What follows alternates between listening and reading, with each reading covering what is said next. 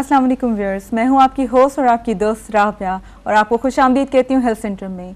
Viewers, आप लोग जानते हैं कि पाकिस्तान में आजकल डेंगू फीवर का जो एक मर्ज़ है बहुत ज़्यादा कॉमन हो गया है। इवन कि बहुत सारे अफराद मौत का शिकार भी हो चुके हैं इसकी वजह से, और बहुत ज़्यादा अफराद ऐसे हैं कि जो बहुत सीवियर कॉम्प्लिकेशंस में भी हैं।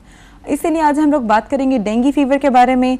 आप हमारे प्रोग्राम में लाइव कॉल कर सकते हैं, जिसके लिए आपको डायल करना होगा हमारा नंबर जो है 04235764498। मैं एक दफ़ा आपको फिर से रिपीट कर दूं, 04235764498।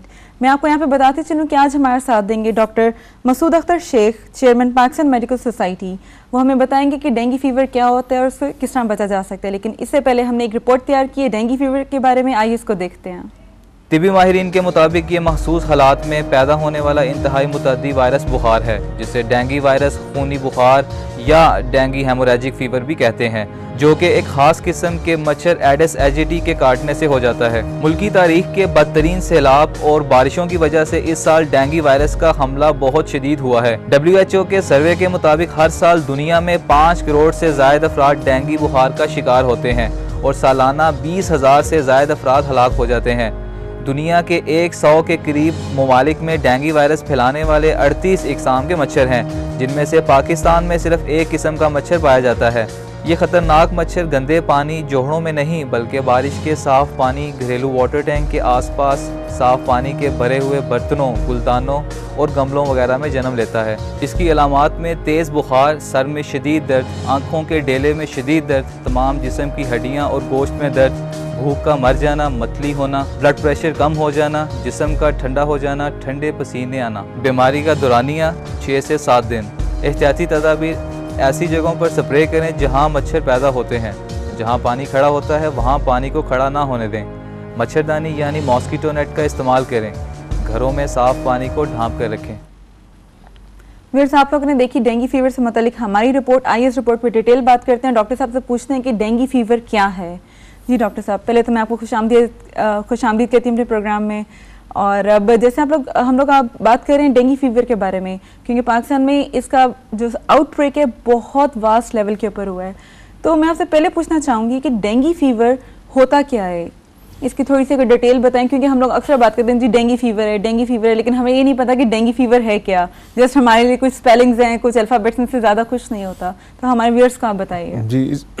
ये मौसम जो है पिछले, अगर आप देखें 2006 से अगर हम इसकी हिस्ट्री देखें पाकिस्तान में, तो तकरीबन सितंबर, अक्टूबर और मिड नवंबर तक के जो 3 महीने चल रहे हैं, इसके अंदर डेंगू फीवर के बहुत सारे मरीज़ देखे जाते हैं। अब जिस तरह मीडिया में आजकल बात हो रही है, इस तरह पिछले साल भी इन्हीं दिनों में हो रही थी, उससे पिछले साल भी, तो तकरीबन ये चौथा साल इस वक्त चल रहा है जबकि डेंगू फीवर का मसला सामने आया। तो इस मौसम में बुनियादी तौर पे होता यह है कि ये मौसम जो है वो मच्छरों की अफजाइश नस्ल इसमें ज़्यादा तेज़ हो जाती है, और जो ये वायरस है ये मच्छरों के जिस्म में तेज़ी से मल्टीप्लाई करता है। और यही वजह है कि जब मच्छर एक शख्स से दूसरे शख्स को काटते हैं तो ये वायरस उसमें ट्रांसमिट हो जाता है और उसमें बहुत सारे मरीज़ देखने में आते हैं। लेकिन यहाँ मैं ये जिक्र करूँ कि हर बीमारी का किसी न किसी मौसम के साथ लिंक होता है। जैसे ही गर्मी शुरू होती है तो आपको गैस्ट्रो के हवाले से बहुत सारी इतलात मिलना शुरू हो जाती हैं कि गैस्ट्रो फैल गया, वबाई शक्ल इख्तियार कर गया, और हर साल ऐसा ही होता है। इसी तरह से जब सर्दियों का मौसम ज़्यादा हो जाएगा फिर अस्थमा के हवाले से बात होगी, फिर नमूनिया के हवाले से बात होगी। तो ये सीज़न के साथ साथ बहुत सारी बीमारी लिंक्स हैं। देखा जाए तो आपको कहने का मतलब है कि डेंगू जो है, जो 3 आपने हमें 3 महीने बताएं, उनमें ज़्यादा देखा जाता है। आपको नहीं लगता कि पहले पाकिस्तान में इतने ज़्यादा कॉमन नहीं हुआ करता था, या अगर था तो बहुत कम था, इतना स्प्रेड आउट नहीं था? अब इसकी क्या वजह कि क्यों पाकिस्तान में इतनी ज़्यादा तादाद में लोग इसका शिकार हैं? जी, एक तो ये मैं आपसे अर्ज़ करूँ कि ये कोई नई बीमारी नहीं है डेंगू फीवर। इसकी अगर हिस्ट्री आप ट्रेस करें तो चंद 100 साल पहले से भी ऐसे केसेस मिलते हैं जो कि लिंक कर दिए जाते हैं डेंगू फीवर के साथ। तो इसलिए बहुत पुराना मर्ज़ है और ये मुख्तलिफ़ औकात में मुख्तलिफ़ एरियाज़ को हिट करता है। तो एक एरिया को तकरीबन 10 से 15 साल के बाद जाके ये हिट करता है, फिर कुछ दिन वहाँ रहता है, उसके बाद ये मूव कर जाता है किसी और एरिया में। अब पाकिस्तान में तकरीबन चौथा साल हो गया है। एक तो ये मेरा ख्याल है लोगों के लिए शायद ये एक अच्छी खबर हो कि शायद ये अपनी जगह अगले 1 आधे साल में मूव कर जाएगा और पाकिस्तान में शायद इस तरीके से नज़र नहीं आएगा जैसे कि आजकल नज़र आ रहा है।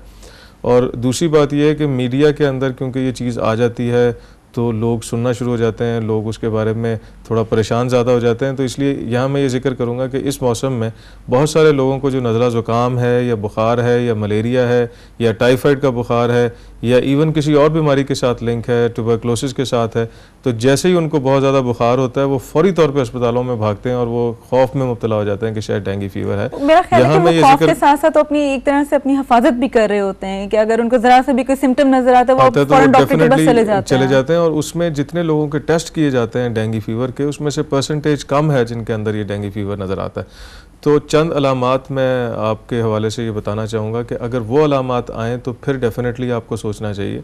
अगर इसके अलावा कोई अलामात हैं तो बेजा खौफ नहीं होना चाहिए लोगों के अंदर। मसलन ये कि बुखार बहुत तेज़ हो जाता है इसके अंदर, और बुखार के साथ साथ जिस्म के मुख्तलिफ हिस्सों में दर्दें शुरू हो जाती हैं। मसलन आँख के पीछे दर्द होना, डेले के पीछे दर्द होना, या हड्डियों के अंदर दर्द होना, बल्कि इसको breaking bone pain, breaking bone जो फीवर भी कहा जाता है, या हड्डी तोड़ बुखार भी बाज़ लोग इसको कहते हैं। यानी इसमें शदीद किस्म का हड्डियों के अंदर दर्द होना शुरू हो जाता है, पट्ठों में बड़ा शदीद दर्द होना शुरू हो जाता है, कमज़ोरी बेतहाशा हो जाती है। और अगर ये अलामात आ रही हों तो हमें थोड़ा बहुत अपने आप को कॉन्शियस होना चाहिए कि क्या हमें कोई डेंगू फीवर का मसला तो नहीं है। लेकिन इसके साथ कुछ अलामात ऐसी हैं जो कि आपने ऑब्ज़र्व करनी होती हैं। मसलन बाज़ लोगों के लिए वॉमिटिंग होना शुरू हो जाती है, बाज़ के पेट में दर्द शुरू हो जाता है, इसी तरह से ये अलामात आती हैं। और एक ख़ास बात इसमें यह है कि जैसे जैसे बुखार 3-4 दिन 5 दिन या बाज़ों का 7 दिन के बाद बुखार उतरता है तो बाज़ दफ़ा बंदे का टेम्परेचर जो है नॉर्मल से भी नीचे चला जाता है, बॉडी टेम्परेचर फॉल कर जाता है। और ये वो टाइम होता है जो थोड़ा सा क्रिटिकल है, क्योंकि बाज़ सूरतों के अंदर वॉमिटिंग का आ जाना या जिस्म पे दाग धब्बे बन जाना, इसी टाइम पे वो चीज़ें सामने आती हैं। हम अपनी बात को यहीं से कंटिन्यू करते हैं, लेकिन यहाँ पे लेते हैं ब्रेक। वक्त हुआ ब्रेक का, मिलते हैं शॉर्ट कमर्शियल ब्रेक के बाद। हमारे साथ दीजिएगा।